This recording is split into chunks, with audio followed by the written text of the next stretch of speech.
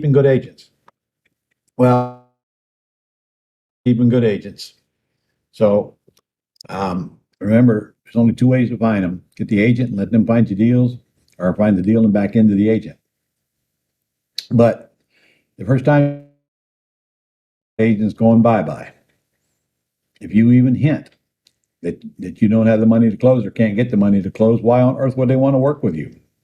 Why would you want to work with you if you were them? So you got to make sure they believe that you got the money to close. So if they ask you, where are you going to get the money to close? Oh, don't worry about that. That's not the issue. Don't ask them to show you houses. They don't chauffeur people around and show them houses like they do owner occupants. These are agents that deal mostly with investors, and they just not interested in traveling across town showing a house to sometimes somebody wants to see it. You don't need them to show you the house. You want to go to the house on your time and without an appointment. And frankly, when you get to that house, you'll be able to see all you need to see, even if it's locked up. And honestly, I'm going to, in my world, I'm going to make an offer on the property without even going to the house based on the pictures I see online. I'm only going to go to the house if I get the offer accepted, and then tell the realtor right away whether I want it or not. And that's the way I've been buying houses for a lot of years now. Show you how I did that up through 2016. And the truth is, any real rehabber that wants to get in the house will find a way to get into the house. And that's the reality of the business. I carry a big old key in my trunk. It's about that long. That thing will get me in any house I wanted to get into. It's a big bar. Take you, pry the door away from the frame, probably walk right in if I want to. Sometimes the windows are not locked. Sometimes the doors are not locked. But frankly, if I want in, I'm getting in. It's that bloody simple. And so is any other rehab. But if I can see through the windows and everything's locked up, I may not need to even get in. All right. I'm going to get in before I close. There's no doubt about that. But right now, we haven't even got a contract accepted on the house. So if you're out there looking at houses before you even make an offer on them, frankly, as far as I'm concerned, you're wasting your time.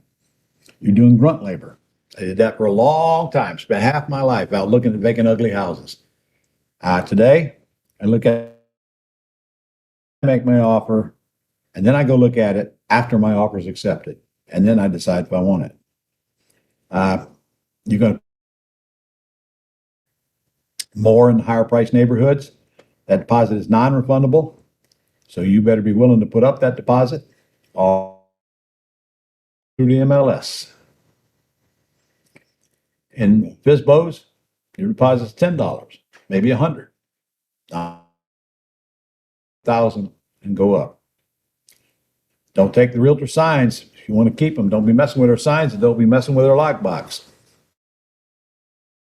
And they frown on that. Don't keep the house off the market for the full 30 days that you have to close on it, and then get right up to the end and call a realtor and say, I'm not going to buy. That'll be the end of that relationship. You'll never hear from that realtor again, and who could blame them? You've embarrassed that realtor. They got to go tell their seller you're not going to close. They're not going to want to deal with you again. If you find out you made a mistake, call a realtor immediately and say, I screwed up. I'm bailing out. I'm just telling you that now. And you might get a chance to work with them again. Don't build your business around one agent. Don't build your business around one of anything, especially one customer. One agent's not going to be up all the time. You need more than one. In fact, if you were going to buy properties through the MLS, you could have an army of agents out there real quick, looking for deals and sending them to you as soon as you let them know what you're looking for. And don't let them push you around. You're a brand new investor, got a brand new relationship, get one under contract. I promise you, 2 weeks later, they'll be calling you up, telling you we're set for closing on Friday. No, we're not. We're going to close when I tell you we're going to close. They want to get paid. They want to make sure you're real. And don't try to educate your agent. First, you're not qualified. They know a lot more. The opposite should be true. You should listen more than you talk. Let them educate you. They got a lot of things to teach you.